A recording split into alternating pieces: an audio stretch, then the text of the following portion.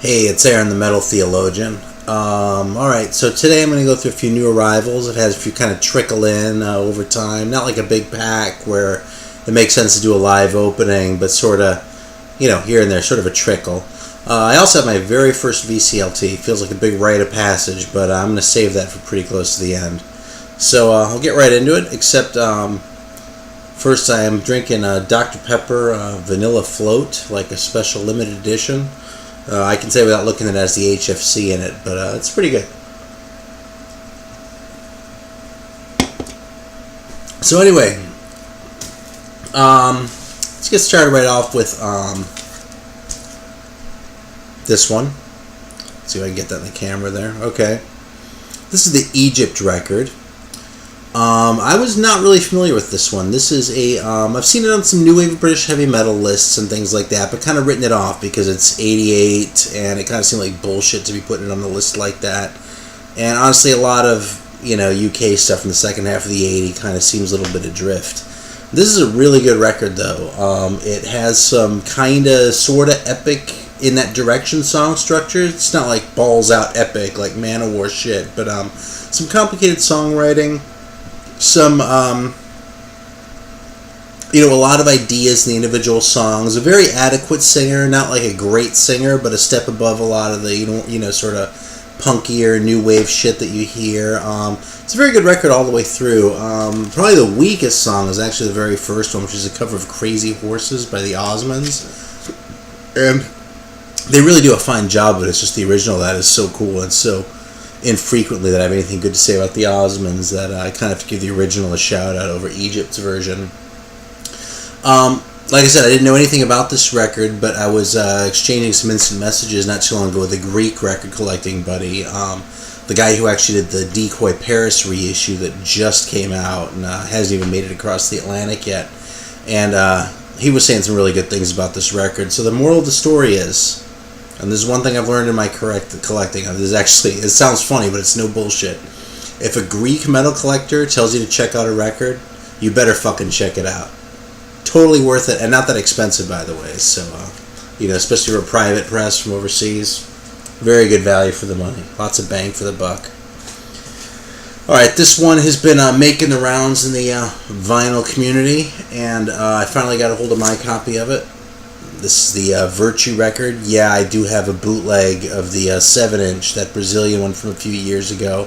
And actually, in the inside of this is an interview where the guy mentions it, and he seems to feel kind of charitably towards it, which, says something to the effect that it's probably because they're, they become this underground legend, even though they never expected to be. So it's probably kind of cool that that's out there. And I respect that, actually. I kind of don't have a lot of patience for it when a band is super obscure and is completely unknown except for bootlegs or tapes that get traded, and then years later they come back and they say, oh, those bootleggers. It's like, man, those bootleggers kept you alive. That's the only reason anyone knows who you are.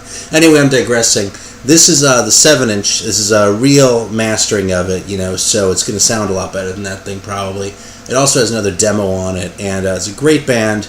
Again, you see them on new wave British heavy metal lists. I think 85 is pretty fucking late to be talking about new wave of anything except like maybe thrash metal. And but anyway, totally worth checking out. 5 songs, which is plenty. All killer, no filler, right? I actually haven't played it yet, but I pretty much know what to expect on that one. Very strong songwriting. Lots of balls out heaviness, and less sort of the pubby vibe you tend to get from the real new wave bands. Not epic like, Tyrant, who kind of stand alone in that class, but really solid stuff. And speaking of UK bands and really solid stuff, finally got my hands on one of these. This is the 12-inch version of Blind Men and Fools. This is a band that sounds really sort of earnest in their delivery.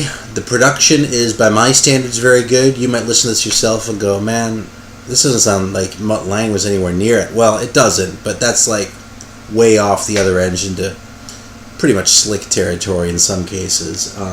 Although, fine in other cases, but without going into that.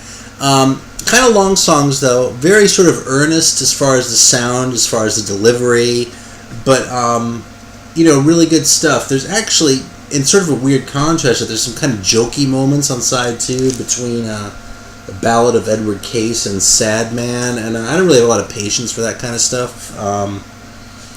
I tend to, well, I don't care for that sort of thing, but it's not like a whole joke song like on that Volcane record or the White Hot record or something where it just kind of throws the whole thing off kilter. It's sort of stuck in there. I don't necessarily like it, but it's a good song, then a little bit of bullshit, and then another good song, and a good song on side one. So it's a pretty solid record, and it's another one that's not very expensive.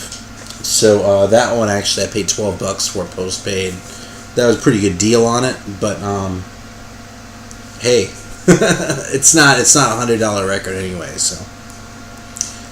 Feel a little bit guilty about showing this one because the guy who turned me on to it, who's going to get a longer mention in a minute, turned me on to it through one of his videos, and I happen to know that this pressing of this record is on his wish list, but here goes. I happened to luck into a copy of the first Dirty Looks record.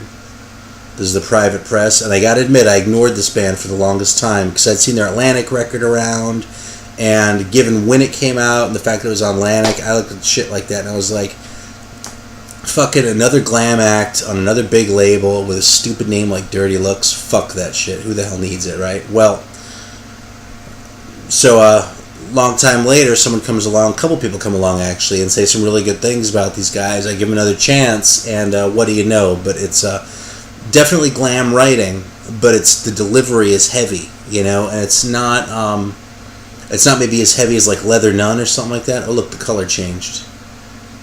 But it's a rockin' record. It's fun to listen to, and yeah, it holds up. There's some funny shit on the back, actually. Look at that. The dude signed it to Jeff. Let's do coke now. Okay, and there's some funny comments about the other band members and shit. I don't know, man.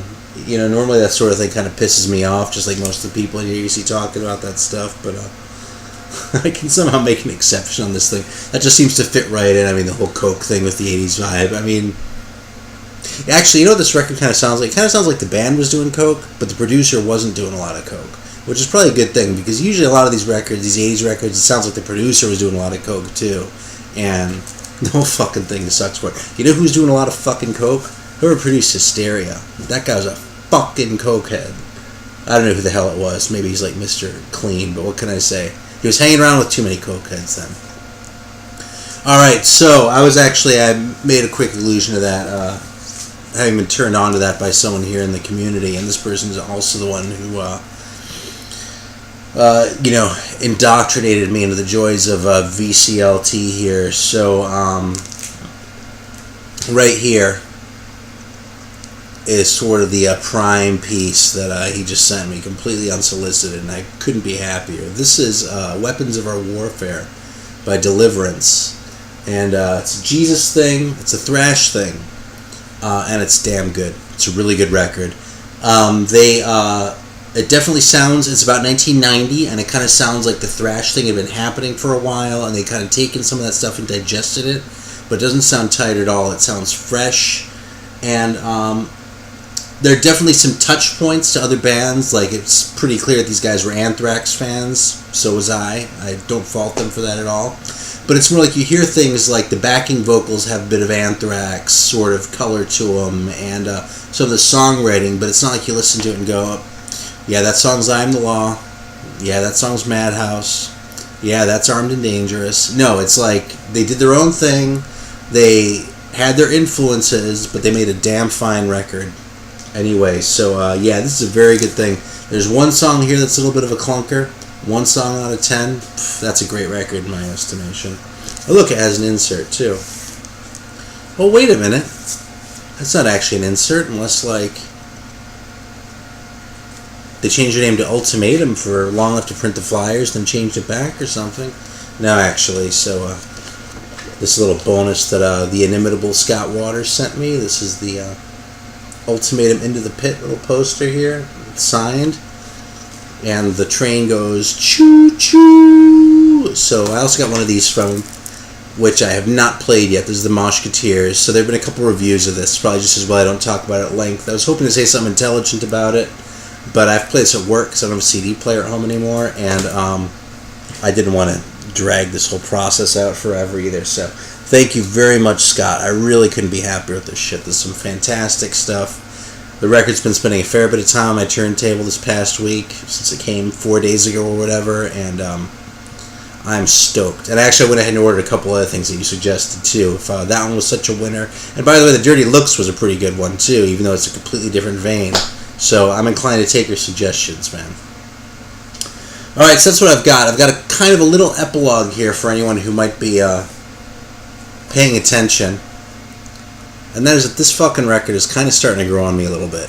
Alright, so I had written Status Quo off a couple times, gave them a couple chances over the years, thought they sucked. I'd give them another chance, I still thought they sucked. So I gave them one more chance because I heard their name getting kicked around and some people really digging on the Quo. So I picked up this when I saw it recently at a flea market locally and thought it was crap. But I played it again and I'm really starting to like this fucker. So we'll see. I might be starting to assimilate this band. I was kind of calling them Bad Nazareth last time around. When they were good, they sounded like Bad Nazareth. And I think they're a little better than that at this point. So I'm doing my homework here. Alright, thanks a lot. It's always fun to do these. Thanks for watching.